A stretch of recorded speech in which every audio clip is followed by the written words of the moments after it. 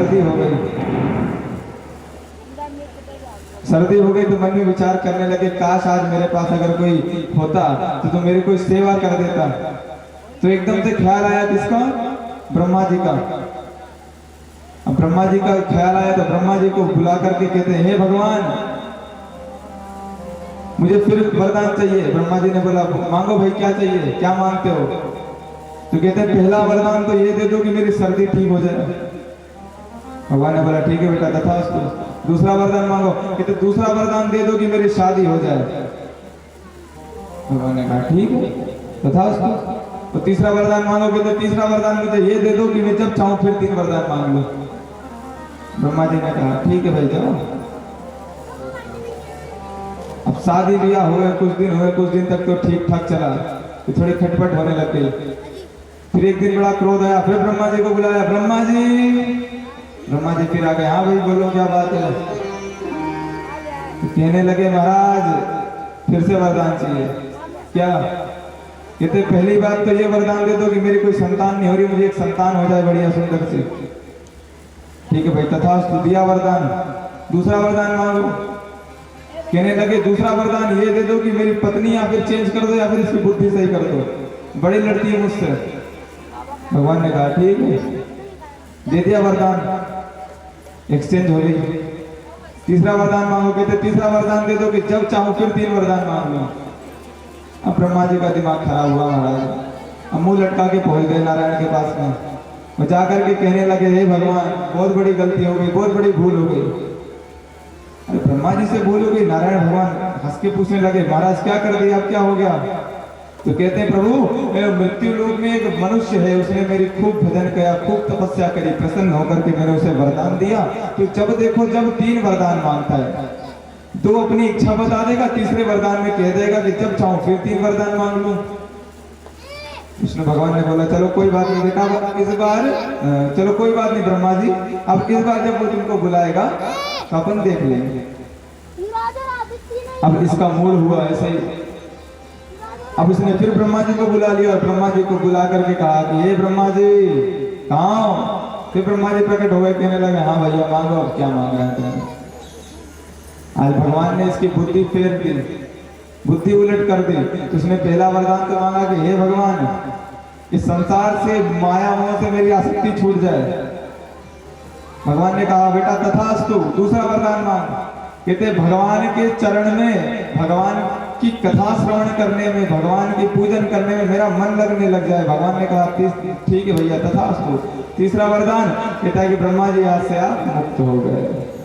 महाराज आज यहाँ पर नारायण की कृपा हुई, आज ब्रह्मा जी मुक्त हो गए उस भक्त से। तो ऐसे ऐसे तो समझदार लोग होते हैं, अगर वरदान मांगने की बारी आ जाए तो कुछ भी मांग लेते हैं। तो आज लेकिन कुंती जी ने, अगर हम लोग के सामने ऐसे भगवान आ जाए तो हम लोग भी शायद ऐसे ही करेंगे, ऐसा ही करेंगे। लेकिन आज कुंती बुआ की जब बारी आई तो कुंती जी ने बोला कि हे प्रभु आप तो मुझे दुख दो। तो दुख क्यों मांगा? कहते हैं कि दुख इसलिए मांगा क्योंकि जब जब हमारे ऊपर दुख आता है, जब जब हमारे ऊपर दुख आया तब केशव आप हमारे साथ में थे, लेकिन जब हमारे पास सुख आता है तो आप हमें छोड़ करके चले जाते हैं। और सही बात भी है, हमारे जीवन में हम भगवान को याद कब करते हैं? भगवान की याद कब आती है? भगवान की याद ही हमें तब आती है महाराज जब हम एकदम दुखी हो जाते हैं, जब हर जगह से टूट जाते हैं, निराशा हाथ लगती है, जब कुछ समझ नहीं आता तब हमें भगवान की याद आती है। उसके पहले जब तक सुख रहता है, जब तक भगवान की याद नहीं आती, खुशी में कोई भगवान को याद नहीं करता है। जब दुख आता है तो भगवान की बड़ी याद आती है, हे भगवान करने लग जाते हैं। फिर बड़े पूजन करेंगे, बड़े कष्ट हो गया, पंडित जी के पास गए, महाराज कुंडली देख लो। पंडित जी ने बोला, भैया शनि देव की स्थिति खराब है, जाप करवाओ, इतना इतना खर्चा लगेगा। ठीक है महाराज करवा लो। अगर इसकी स्टार्टिंग से ही हनुमान चालीसा पढ़ते तो शनि देव की दृष्टि कभी खराब ही ना होती। लेकिन हमेशा भक्ति नहीं करना, भगवान का भजन करना ही नहीं चाहते हम लोग। तो यदि भजन करेंगे तो तापत्रय विनाश आए। भगवान कल ही बताया था मैंने, 3 प्रकार के तापों का भगवान नाश करते हैं, किसी प्रकार का कष्ट नहीं होने देते अपने भगवान, अपने भक्तों को। लेकिन भगवान का हम भजन नहीं करना चाहते। हम तो सोचते हम ही समझदार हैं। महाराज भगवान की भक्ति करने में बड़ा आलसी आती है। बोलते ना, एक 3 बार भोजन भजन के बाद उसमें भी आते हैं विघ्न हजार। खाने में तो राम नाम के आलसी, भोजन में होशियार। खाने पीने में तो बड़ा आनंद आता है महाराज, चकाचक मालपुआ मिल जाए छानने को, खूब बढ़िया बढ़िया खाना मिल जाए, हाँ आनंद आ गया। लेकिन जब भगवान का नाम लेने की बारी आती है तो आलसी आने लग जाती है। और सबके साथ यही होता है। कथा में बैठते तो कथा में बैठे बैठे उबासियां आ जाती है। कथा सुनते सुनते इतने ज्यादा थक जाते कि महाराज पैर हों दर्द हो गए, सामने महाराज जी की तरफ ऐसे व्यासपीठ की तरफ पैर लंबे फैला के बैठ जाते हैं आराम से। नारायण। तो भगवान का नाम जपने में, भगवान का नाम संकीर्तन करने में हमें बड़ी, लेकिन भगवान का भजन नहीं करेंगे। भगवान ने बोला अच्छा बेटा अभी नहीं करेगा, रुक फिर तुझे बताता हूँ। धीरे धीरे कान से सुनाई देना पड़े, बंद हो गया। अब कोई कुछ बोले तो हाँ क्या बोल रहा बेटा, अब समझ नहीं आया। तो कान में मशीन लगवा लेंगे लेकिन भगवान का भजन नहीं करेंगे। महाराज भगवान ने कहा ठीक है कोई बात नहीं, रुक जा, भी तुझे मजा चखाता हूँ। धीरे धीरे कुछ समय बीता, आंखों से दिखाई देना बंद हो गया, सब धुंधला धुंधला दिखने लगा, बुढ़ापा आ रहा है, सब धुंधला दिखने लगा। महाराज चश्मा लगवा लेंगे, आंखों में लेंस लगवा लेंगे, लेकिन भजन नहीं करेंगे। करो भजन करो। भगवान कहते हैं तुम कर्म करो, फल की इच्छा मत करो, आप भगवान का भजन करो। और अनन्यास चिंतयन्तो माम, ये प्रमाण है श्रीमद् गीता में ये बात लिखी है। अनन्यास चिंतयन्तो माम, भगवान अपने मुख से साक्षात कहते हैं कि अनन्यास चिंतयन्तो माम ये जना पर्युपासते तेषा नित्य वियुक्तानां योगक्षेमं वहाम्यहम्।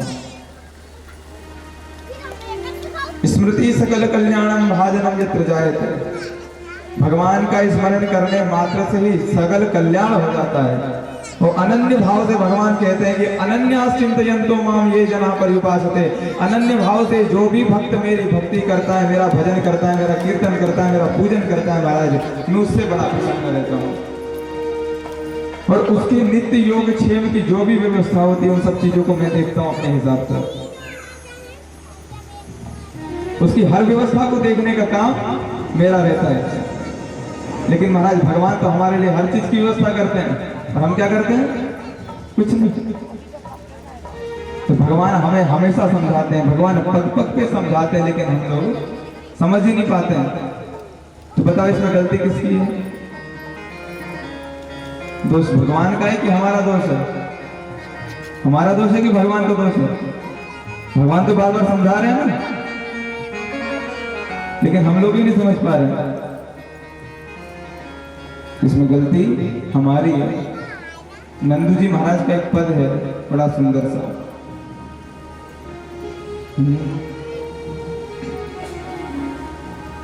तुम पग पग पर समझाते,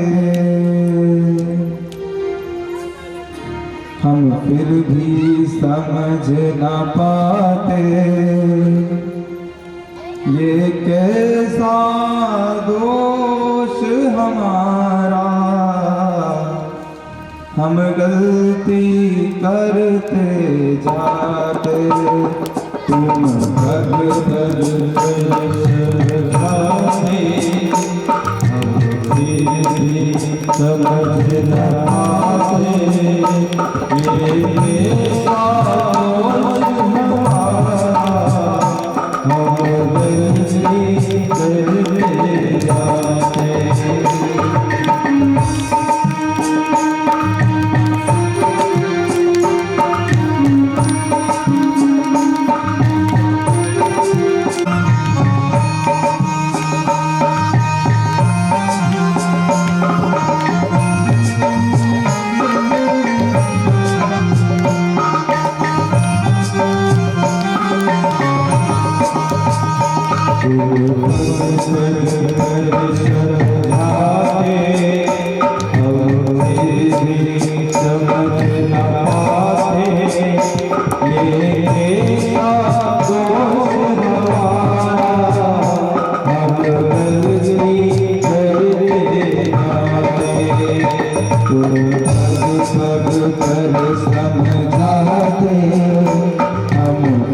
भी समझ न पाए, ये कैसा दोष हमारा, हम गलती करते जाते।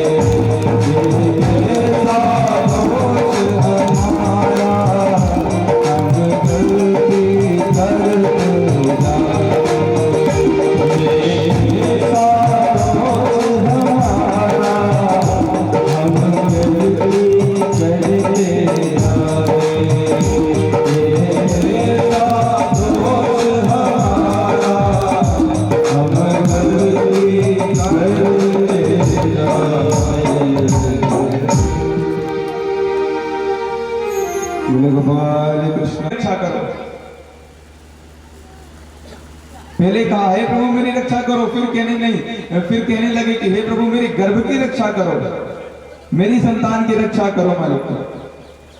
आज महाराज भगवान ने सोचा भैया ये कौन आ गया इतना तेजी में दौड़ते हुए, किसको क्या कष्ट है। जब यहाँ पर देखा महाराज तो आज यहाँ पर कुंती बुआ उत्तरा को जब देखा तो उन्होंने सोचा मन में भैया ये तो अभिमन्यु की पत्नी है, इनको क्या कष्ट हो गया। वहां पर ब्रह्मास्त्र घूम रहा था, यहाँ पे श्री कृष्ण भगवान अपनी गदा लेकर के घूमने लगे और ब्रह्मास्त्र के सारे तेज को नष्ट करने लगे। और जब ब्रह्मास्त्र को समाप्त कर दिया तब वापस उत्तरा के गर्भ से बाहर आए और जाकर के अपने द्वारिकापुरी को लौट गए। आज महाराज जब भगवान वापस निकल कर जब द्वारिका जाने लगे तब अर्जुन को साथ में युधिष्ठिर जी महाराज ने भेजा कि हे अर्जुन तुम भी साथ में जाओ। महाराज जब अर्जुन जी साथ में गए तो उन्होंने क्या देखा कि वहां जाने के बाद में तो सारे यदुवंशियों का नाश हो गया। तो भगवान श्री कृष्ण ने जितनी उनकी जो पटरानियां थी उनको अर्जुन के हवाले कर दिया कि अर्जुन इनको सुरक्षित लेकर के सुरक्षित स्थान पर पहुंचा दो। लेकिन रास्ते में भीलों ने उनसे युद्ध करके उनको अर्जुन को हरा दिया। तो अर्जुन मन में विचार करने लगे कि मेरा गांडीव धनुष वही है और मैं अर्जुन भी वही हूँ, लेकिन जिस अर्जुन ने इतनी बड़ी सेना को अकेले समाप्त कर दिया महाराज, आज उस अर्जुन ने एक कुछ भीलों से कुछ आदिवासियों से लड़कर जीत नहीं पाया।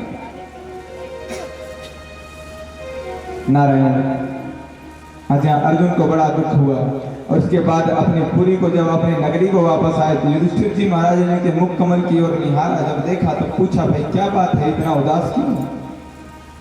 अर्जुन कहने लगे प्रभु भैया क्या बताऊं, आज हमारे जो प्रभु हैं वो हम सभी को छोड़ करके अपने निज निवास को चले गए हैं, इस धराधाम को छोड़ गए। महाराज ये बात जब कुंती बुआ ने सुनी तो तुरंत उनकी समाधि लग गई। भगवान के श्री चरणों में अपना ध्यान करते हुए वो तो चल गई। अब यहाँ पांडवों ने क्या किया, अब यहाँ जो उत्तरा के गर्भ में जो पुत्र था, जो संतान थी, उसका जन्म हो गया। अब उसका नाम क्या रखा गया? उसका नाम रखा परीक्षित। क्या रखा? परीक्षित।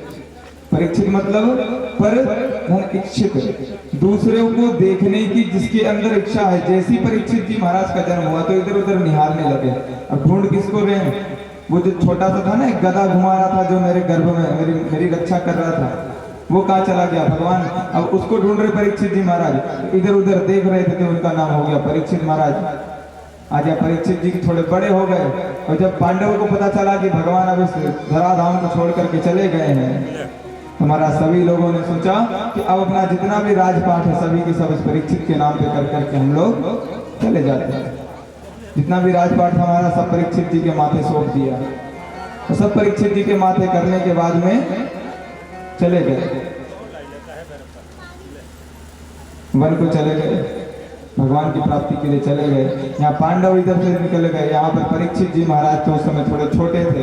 कुछ समय बाद परीक्षित जी ने मन में विचार किया कि भैया हम राजा बने हुए इतने महीने बीत गए, लेकिन अभी हमें पता ही नहीं है कि हमारी सीमा कहाँ तक है, हमारा राज्य है कहाँ तक। चलो थोड़ा घूम के आते हैं। तो राजकोष में क्या क्या खजाना रखा है थोड़ा देखे तो हमारे पूर्वज हमारे लिए क्या क्या छोड़ कर गए। जब राजकोष खुलवाया महाराज तो उसमें उन्हें एक मुकुट था, सर पे पहनते ना मुकुट, तो एक मुकुट था, बड़ा सुंदर लगा। तो उन्होंने क्या किया, उस मुकुट को लेकर के अपने सर पे रख लिया, उस मुकुट को पहन लिया और उस मुकुट को पहन करके वन में निकल पड़े। और जब जंगल की ओर गए अपने सिपाहियों के साथ जा रहे थे महाराज, अब थोड़ी दूर जा करके इन्होंने देखा एक जगह पे एक गाय है और एक बैल है। अब बैल के 3 पैर कटे हुए हैं और वो एक पैर पे खड़ा है और रो रो के गाय से कुछ कह रहा है। क्या कहते कि माँ मेरी क्या गलती है, मैंने ऐसा कौन सा अपराध कर दिया, मैंने ऐसा कौन सा पाप किया है जिसके कारण मुझे ये दंड भोगने को मिल रहा है। आज महाराज जब ये सब वार्तालाप चल रही थी, कहते हैं कि भगवान अपने अपने फल कर्म के अनुसार ऐसे फल देते हैं। तो बताओ मैंने ऐसा कौन सा पाप कर्म कर दिया था जो मुझे ऐसा कारण, जिस कारण से मेरे 3 पैर कट गए, बस एक ही पैर बचा है। और गौ माता भी रुदन कर रही है, विलाप कर रही है और वो बैल भी रो रहा है। आज ये सब सुनकर के परीक्षित जी महाराज को बड़ा बुरा लगा कि हमारे राज्य में बताओ गौवंश रो रही है। परीक्षित जी महाराज को बड़ा बुरा लगा। आज परीक्षित जी वहां से जब उनको पास में जब नजदीक थोड़े गए तो वहां पर क्या देखते कि एक काला कलूटा सा आदमी हाथ में डंडा लेकर उस गाय को मार रहा है। आज परीक्षित जी को बड़ा क्रोध आया, तुरंत अपनी तलवार निकाली और जाकर के उसको मारने के लिए भगवान परीक्षित जी महाराज उत्थित हो गए। आज महाराज जैसे ही परीक्षित जी उसे मारने के लिए वहां पर पहुंच गए तो वो तुरंत परीक्षित जी महाराज के चरण में पड़ गया और कहने लगा, हे प्रभु क्षमा करो, मेरी रक्षा करो। अब क्या क्षत्रियों का धर्म क्या है कि जो दुष्ट है उसको मार देना चाहिए, लेकिन सभी प्राणी मात्र है, एकमात्र यह धर्म है कि यदि कोई निर्बल है, अगर उसके पास शस्त्र नहीं है या फिर सो रहा है या पागल है या नशे में है, या फिर अगर आपकी शरण में आ जाए तो भले कितना भी बड़ा गुनाहगार क्यों ना हो, अगर आपसे माफी मांग ले तो उसे माफ कर देना चाहिए। तो महाराज यहाँ पर आज माफी मांगी तो इन्होंने परीक्षित जी महाराज ने कहा कि ठीक है कलयुग, तुम्हारा नाम क्या है? मैं तुम्हें माफ तो कर देता हूँ, लेकिन ये बताओ तुम्हारा नाम क्या है? तो कहते हैं महाराज मैं युगों में युग कलयुग हूँ, मेरा नाम है कलयुग। तो कहते हैं परीक्षित जी क्रोध होकर के कि भाई देख तेरा नाम जो भी है, तूने बहुत घोर पाप किया है, अत्याचार करा तूने गौ माता के साथ, एक काम कर मेरे राज्य की सीमा को छोड़कर तू यहाँ से चला जा। तब वो हाथ जोड़कर कहने लगा कि प्रभु इस पूरे भूमंडल पे एक छत्र सम्राट अभी आप ही हैं, पूरे पृथ्वी के राजा अकेले आप हैं, तो बताओ मैं इस कल मृत्यु लोक को छोड़ करके कहाँ जाऊं? देख लो मुझे भी थोड़ा बहुत कहीं जगह दे दो। तो उन्होंने कहा चलो ठीक है। तो 4 जगह पर कलयुग को जगह दी परीक्षित जी ने। कितनी जगहों पर? 4 स्थान दिए। कौन कौन से कहते? जहाँ दारू पिए जाती है, मदिरा का जहाँ सेवन लोग करते हैं, यहाँ पर मांस खाया जाता है। पहला कहाँ? यहाँ पर दारू पी जाती है, जो लोग दारू पीते हैं उनके अंदर कलयुग निवास करता है। दूसरा, जो लोग मांस खाते हैं उनके अंदर कलयुग निवास करता है। तीसरा स्थान कौन सा दिया? जहां पर जुआ खेलते हैं, तो जुआ खेलते हैं ना, तो तीसरा स्थान दिया जुआ जहां पर खेला जाता है। और चौथा स्थान कौन सा दिया? कहते हैं महाराज चौथा स्थान जहां पर वेश्यावृत्ति होती है, वहां पर दिया। आज महाराज कलयुग चरणों में पड़ गया, कहने लगा प्रभु ये 4 कमरे आपने दे दिए, ये 4 स्थान दिए, कोई बात नहीं, लेकिन एक थोड़ा अच्छी जगह मुझे दो रहने के लिए। कहने लगे भाई क्यों? कहते अगर कमरे कितने भी बेकार क्यों ना हो, बेडरूम कैसे भी हो, लेकिन जो सामने का जो हॉल होता है ना वो एकदम चकाचक होना चाहिए। क्योंकि कोई भी अगर घर में आएगा रिश्तेदार मेहमान तो कमरे में घुस के थोड़ी देखता भैया तेरे घर में क्या क्या है, कैसे कैसे कमरे बन रखे। तो हॉल में आएगा, हॉल में बैठेगा। तो महाराज कोई भी अगर मेरे घर परिवार का रिश्तेदार आ गया तो उसको मैं कहाँ बिठाऊंगा? तो इसलिए एक अच्छा रूम मुझे और दे दो। तो कहते हैं मैं दे तो दूं, लेकिन तेरे अंदर खासियत क्या है, क्यों दूं मैं तुझे? तो कहते हैं कलयुग कहता है कि हे प्रभु, जो सतयुग में बहुत बड़ी बड़ी तपस्या करने से जो फल प्राप्त हुआ करता था, त्रेता युग में बहुत बड़े बड़े यज्ञ अनुष्ठान इत्यादि करने से प्राप्त होता था, द्वापर युग में बड़े बड़े दान करने से जो फल प्राप्त होता था, वो कलव केशव कीर्तना, इस कलयुग में मेरे अंदर सिर्फ और सिर्फ गोविंद का नाम लेने से वो पुण्य प्राप्त हो जाता है। महाराज बस भगवान का नाम सुमिरन करो, उसी से वो पुण्य प्राप्त हो जाता है। आज कलयुग की इतनी बड़ी विशेषता सुनकर के इन्होंने परीक्षित जी बड़े प्रसन्न हो गए कि हाँ चलो हमारे मालिक का, हमारे गोविंद का नाम लेने से अगर इतना पुण्य मिलता तो ठीक है, जाओ तुम्हें एक निवास और दिया, मांग लो कहाँ जाना चाहते हो। तो कहते हैं एक काम करो महाराज, 5वां स्थान हमको दे दो आप स्वर्ण में। काहे में? स्वर्ण मतलब सोना। महाराज यहाँ पर एक बुद्धि ये भी होती है कि भगवान गीता में कह रहे हैं कि धातु नाम अस्मि कांचन, धातुओं में मैं सोना हूँ, स्वर्ण हूँ। और दूसरी जगह कलयुग का भी निवास है, तो हम क्या माने भैया, सोने में भगवान निवास करते हैं कि कलयुग निवास करते हैं? क्या माना जाए? तो कहते हैं कि अच्छा एक म्यान में 2 तलवार तो रह नहीं सकते, अगर म्यान एक है तो तलवार भी एक ही होना चाहिए।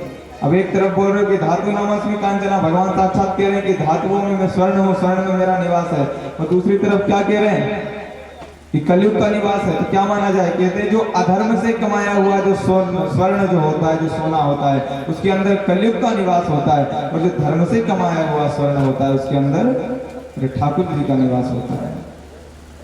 नारायण। आज यहाँ पर 5वां स्थान दिया, और आज हम लोग की बहुत बड़ी एक जीवन की विडंबना भी है कि ये जो 4 स्थान जो कलयुग के हैं, उसी 4 जगहों पर ही हमारा मन ज्यादा लगा हुआ है, बहुत मन लगा हुआ है। पहला स्थान कौन सा? अच्छा 4 स्थान कौन कौन से दिए हैं?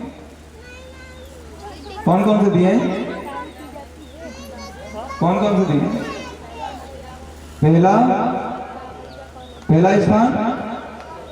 पहला स्थान जहां पर मदिरा पी जाती है। दूसरा स्थान क्या? जहाँ मांस खाया जाता है, ठीक है। तीसरा, जहाँ जुआ खेलते हैं। और चौथा स्थान, ठीक है। तो ये 4 स्थान आज महाराज दिए हैं। अब लग रहा है कि सब लोग थोड़ा ध्यान से कथा सुन रहे हैं। तो 4 स्थान दिए हैं कलयुग को, और 5वां स्थान स्वर्ण में। तो हमारी जीवन की सबसे बड़ी विडंबना, आजकल इन 4 स्थान पे ज्यादा लोगों का आकर्षण हो रहा है। लोग बड़ी दारू पीते हैं। अब कुछ बोलते हैं महाराज, जब भी आप कथा करते हो, कथा में हमेशा दारू की बुराई करते हो, थोड़ी बड़ाई तो बताओ कि इसकी खासियत क्या है दारू पीने वाले की।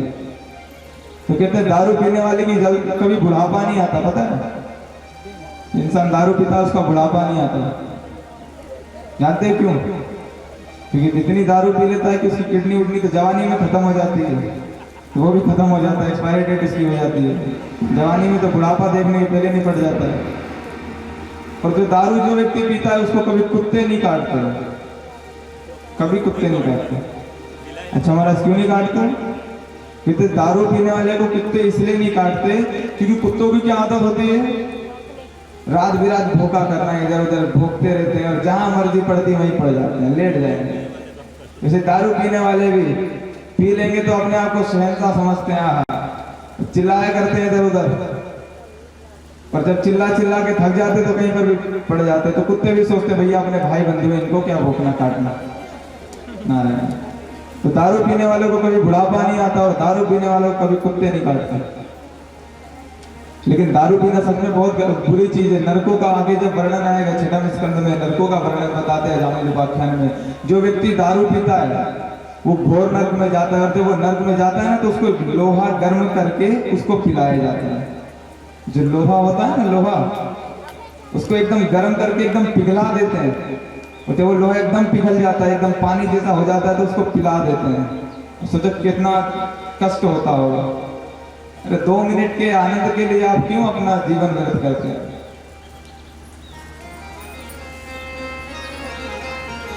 दारू पियो तो कितने देर का नशा होता है?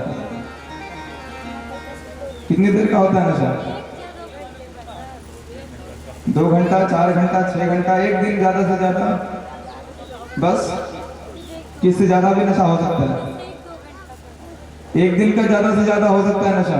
इससे चाहे कितनी भी आप पी लो, 1 दिन का नशा होगा, जहां सो के दूसरे दिन उठोगे सारा नशा गायब, भूल जाओगे सब।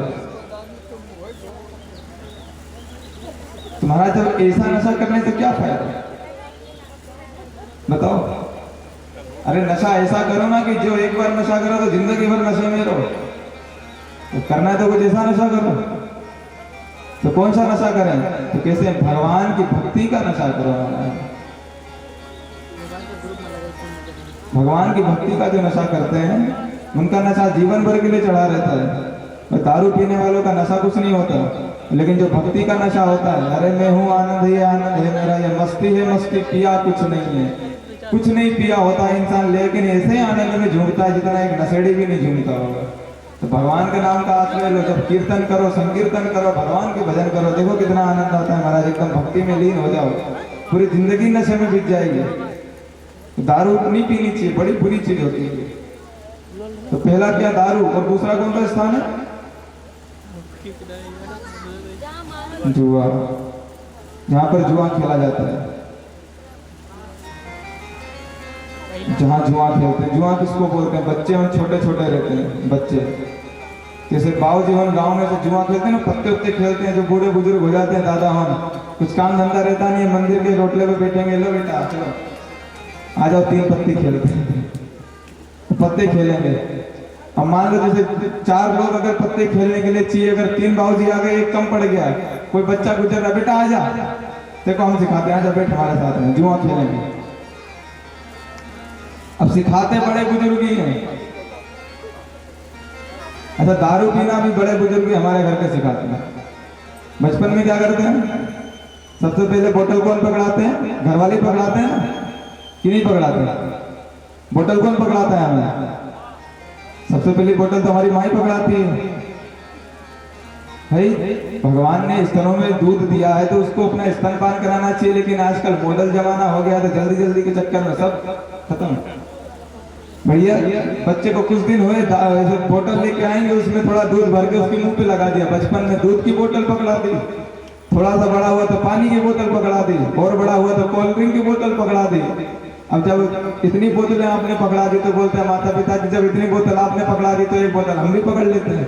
तो दारू की बोतल उसने अपने मन से पकड़ ली। नारायण। तो गलती यहाँ पर हम लोग की भी है। और दूसरी चीज, अब बड़े बुजुर्गों का भी यही चीज बड़ी गंदी होती है, तो खुद तो खेलते ही खेलते हैं, दूसरों को भी खिलाएंगे। छोटे छोटे बच्चे दिख जाते हैं, उनको बिगाड़ देते हैं, और बच्चे भी अपने माँ बाप से बोलते हैं अरे भैया पैसे वाला थोड़ी ना खेल रहे हैं, जुआ थोड़ी है, टाइम पास में खेल रहे हैं। तो टाइम पास के लिए कोई और खेल नहीं होता कि बस ताश ही खेलना जरूरी है। टाइम पास है, आज बिना पैसे के खेल रहे हो, कल तो पैसे लगाओगे। जैसे बचपन में शर्त वगैरह लगाया करते थे, शर्त लगाते थे, वे भी जुआ ही है कि चलो ये करते हैं, अगर कर लिया तो ये मिलेगा, नहीं करा तो तेरे को मुझे देना पड़ेगा। ये सब जुआ है। नारायण। और तीसरा स्थान कौन सा दिया? जहां पर मांस भक्षण होता है, मांस खाया जाता है। अब मेरे ख्याल से तो यहाँ पर जितने भी लोग हैं वो लोग कोई भी नहीं खाता होगा, मेरे ख्याल से तो मुझे ऐसा ही लगता है। जितने भी यहाँ पर मैं कोई नहीं खाता होगा। लेकिन फिर भी मांस भक्षण करना, यदि वैसे तो ओपनली कोई भी नहीं खाता, लेकिन अंडरग्राउंड अगर कोई खाता हो तो अगर कोई सुन रहा हो अपने थोड़ा ध्यान दीजिएगा, मांस खाना बड़ी बुरी है। कुछ लोग कहते हैं अंडा शाकाहारी होता है, बोलते हैं ना अंडा शाकाहारी होता है। बड़ा इसके ऊपर डिबेट भी होता है कि अंडा शाकाहारी होता है कि मांसाहारी होता है। ये अंडा मांसाहारी होता है, शाकाहारी नहीं होता। अगर कोई बोलता है तो मुझसे मिलवा देना, एक बार बता दूंगा उसको अच्छे से, शाकाहारी होता है कि मांसाहारी होता है। अच्छा, लोग बोलते हैं कि अरे मुर्गी ने अंडा दिया, अब अंडा तो खाया, उसमें उसका बच्चा थोड़ी था, क्या था वो तो अंडा था, ऐसे खा लिया। अच्छा बताओ, आपके बच्चे को कोई खा जाए तो कैसा लगेगा? बड़ा अच्छा लगेगा, मजा आ जाएगा। आहा, अच्छा लगता है? नहीं लगेगा ना? कोई अगर हमारे बच्चे को ऊंची आवाज में डांट देता है, चिल्ला देता है, मार देता है, उतने में हमें गुस्सा आ जाती है। बताओ, हम लोग किसी जीव की हत्या ही तो कर रहे हैं एक प्रकार से। अगर उस अंडे को हम नहीं खाएंगे तो वो आगे जाकर उसमें बच्चा होगा, चूजा होगा, वो मुर्गा बनेगा।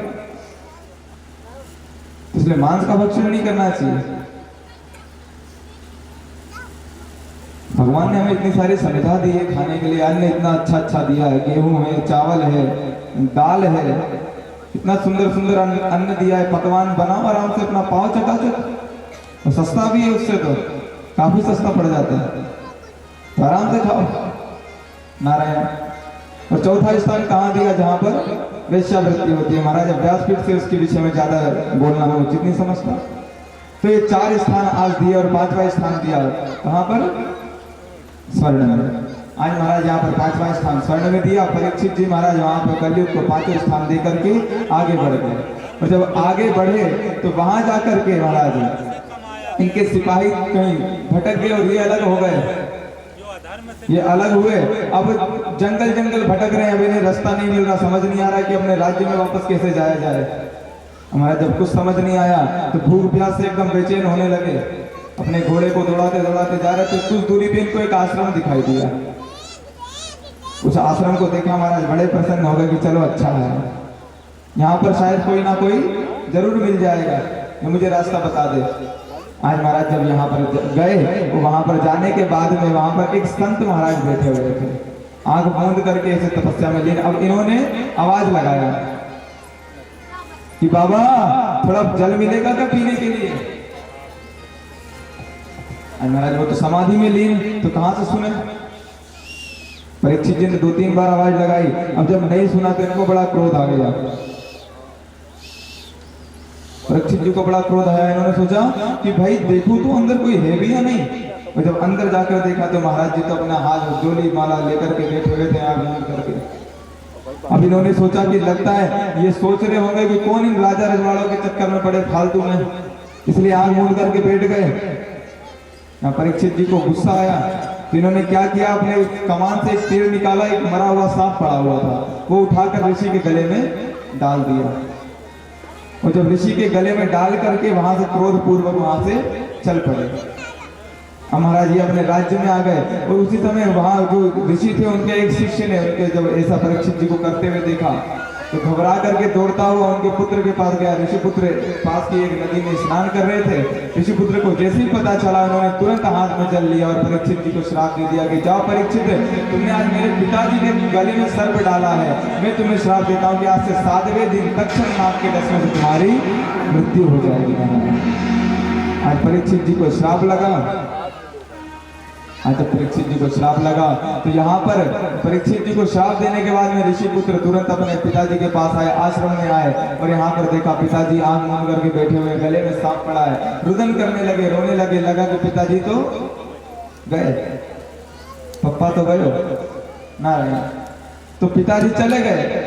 ये सोच सोच कर रोने लगे। अब जब जोर जोर से रोने लगे तो महाराज थोड़ी देर बाद इनके पिताजी की नेत्र खुले, आंख जब खुली, समाधि टूटी तो इन्होंने पूछा भाई क्या हो गया बेटा, क्यों रो रहा है? कह रहा था पिताजी आप जीवित हैं? हाँ मुझे क्या होना है। अब इन्होंने देखा गले में मरा हुआ सर्प पड़ा है, उसको निकाल करके साइड में कर दिया। तो महाराज ऋषिपुत्र ने सारी बात बताई कि पिताजी ऐसी ऐसी बात है। आज महाराज जब ऋषि ने इस बात को सुना तो उनको बड़ा कष्ट हुआ। कहने लगे कि हे पुत्र, तुमने एक घोर अनर्थ कर दिया, तुमने ये क्या किया? परीक्षित जी तो बहुत धर्मात्मा है, बहुत बड़े धर्मात्मा राजा हैं, और वो कभी ऐसा कार्य दुष्कार्य कर ही नहीं सकते। और मान लो यदि उन्होंने कर भी दिया तो श्राप देने की क्या आवश्यकता थी? कम से कम एक बार पता तो कर लेते। अब ना भूतो ना भविष्य, अब परीक्षित जैसा राजा इस संसार में ना कभी हुआ था और ना अब आगे कभी होगा। आज महाराज कहते हैं अब यहीं से कलयुग की उसी दिन से शुरुआत हो गई जिस दिन परीक्षित जी को श्राप लगा। अच्छा परीक्षित जी तो इतने अच्छे थे, बताओ तो उनकी बुद्धि ऐसी फिर क्यों गई? परीक्षित जी की बुद्धि क्यों खराब हो गई? बताइए क्यों खराब हो गई? मस्तक पर क्या पहन रखा है? सोने का मुकुट। अच्छा जानते हो सोने का मुकुट था किसका? किसने बोला? जरासंध का नाम किसने लिया? आपने? वाह बहुत बढ़िया, एक बार ताली बजा दें इसके लिए। तो जो मुकुट था वो जरासंध का था। जरासंध ने उस मुकुट को जब भीमसेन ने मारा था ना, जरासंध की जब वध किया था भीमसेन ने, तो उस मुकुट को लेकर के आ गए थे। अब वही मुकुट बड़ा पसंद आ गया परीक्षित को, तो उसी को पहन लिया। अब अधर्म का मुकुट था वो, किसी को मार करके लेकर आया गया था, इसलिए उसमें कलयुग का निवास हुआ। और जहां कलयुग का निवास हुआ परीक्षित जी की बुद्धि फिर गई। नारायण आज परीक्षित जी को यहाँ पर श्राप लगा। अब जैसे परीक्षित जी महाराज को इस बात बारे में पता चला तो परीक्षित जी आज रो नहीं रहे, कष्ट नहीं हो रहा, उन्हें बड़ा आनंद आया। वो तो सोच रहे अच्छा हुआ, अब मुकुट उतार दिया ना, अब मुकुट उतर गया है। घर आने के बाद में मुकुट बड़ा भारी था, जरासंध बड़ा बलवान था, तो मुकुट भी एकदम बलवान था, बड़ा भारी मुकुट। घर आकर के उतारा तो सारा कलयुग उतर के साइड में हो गया। अब मन में विचारा है हे भगवान मैंने कितना घोर पाप किया, इसकी तो मुझे इसकी सजा मिलनी चाहिए। और जैसे परीक्षित जी को पता चला ये आनंदित हो गए और इन्होंने जितना भी अपना राज्य पाठ है अपने पुत्र जन्मेजय के नाम पर कर दिया। और जन्मेजय को सब कुछ दे करके गंगा के तट पर आकर के विराजमान हो गए कि हे भगवान। वहां पर जब परीक्षित जी महाराज आए गंगा के तट पर आकर विराजमान हुए महाराज, तो जितने भी संत महापुरुषों को पता चला, महामुनि ऋषियों को पता चला, सबकी सब गंगा जी के घाट पर आकर के परीक्षित जी के पास में आए। और परीक्षित जी सभी से प्रश्न करते हैं कि 7वें दिन जिस व्यक्ति की मृत्यु होने वाली उसको क्या करना चाहिए। महाराज आज की कथा का हम लोग यही विराम करते हैं। अब आगे की कथा हम लोग कल श्रवण करेंगे।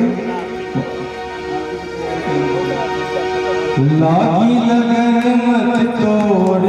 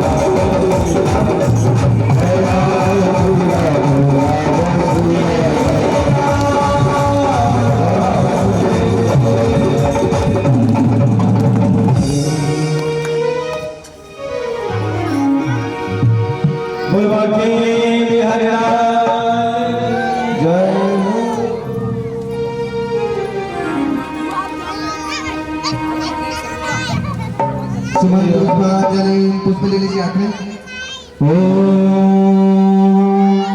विश्वादक जगजोरुदा विश्वादो मोगो विश्वादो बाहुरुदा विश्वाद सपाता संबाहुव्यां धनतिं संपतरे ध्यावा एकदंताय विद्महे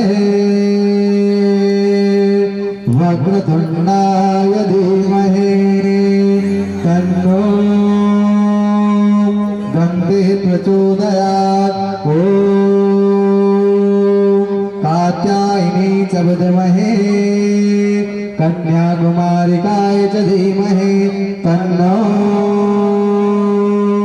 देवी प्रचोदयात्। ॐ यशोदानन्दाय च विद्महे वासुदेवाय च धीमहि तन्नो कृष्णः प्रचोदयात्। हरि ओम वृषभानुजायै च विद्महे श्री कृष्ण प्रियायै च धीमहि तन्नो श्री राधा प्रचोदयात्। हरि ओम दाशरथाय विद्महे सीतावराय धीमहि तन्नो सीता प्रचोदयात्। हरि ओम जनकनंदन्यै च विद्महे श्री राम प्रियायै च धीमहि तन्नो सीता प्रचोदयात्। हरि ओम दाशरथाय विद्महे श्री सीतावराय धीमहि तन्नो श्री राम प्रचोदयात्। हरि ओम आंजनेयाय विद्महे श्री राम भक्ताय धीमहि तन्नो हनुमत् प्रचोदयात्। हरि ओम तथपुरुषाय विद्महे महादेवाय धीमहि तन्नो रुद्र प्रचोदयात्। ओम श्रीवन्दिकाम्बकुलचाम्पकपाटलाब्जै पुन्नागजातिघरवीररसालपुष्पै बिलवप्रमालतुलसीदलमञ्जरी त्वां पूजयामि जगदीश्वर मे सुरेश। नानासुगन्धपुष्पाणि लालालो भवानि च पुष्पाञ्जलिर्मया दत्ता ग्रहाणां परमेश्वर सुमन्त्रपुष्पाञ्जलिं समर्पयामि। सांगाय सपरिवाराय साविधाय सुभक्तिकाय सभाराय फलवते पुराण प्रसत्तमाय चरणारविन्दे सुमन्त्रपुष्पाञ्जलिं समर्पयामि। श्रीमद्भागवत महापुराण की गोपाल कृष्ण भगवान की श्री राधे रानी सरकार की धर्म की